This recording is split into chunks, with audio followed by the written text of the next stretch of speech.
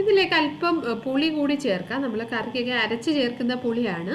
ഞാൻ 1 സ്പൂൺ പുളിയാണ് ചേർത്തിരിക്കുന്നത്. പുളിയും കൂടെ ചേർത്തിട്ട് നന്നായിട്ടൊന്ന് മിക്സ് ആക്കാം. പുളിയും കൂടെ കുറച്ചൊന്ന് സോഫ്റ്റ് ആയിട്ട് വരും അപ്പോൾ കുറച്ച് കഴിയുമ്പോഴേക്കും.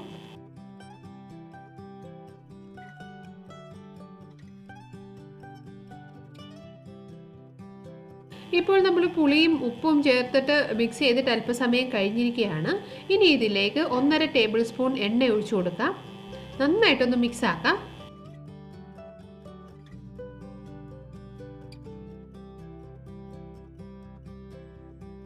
ഇനി ഇതിലേക്ക് മുളക് പൊടി ചേർക്കാം. ഞാൻ വലിയ സ്പൂണിന് 1.5 സ്പൂൺ മുളക് പൊടിയാണ് ചേർത്തിരിക്കുന്നത്. നന്നായിട്ടൊന്ന് മിക്സ് ആക്കാം. തക്കാളിക്ക് ചെറിയൊരു പുളി ഉണ്ടായതുകൊണ്ട് കുറച്ച്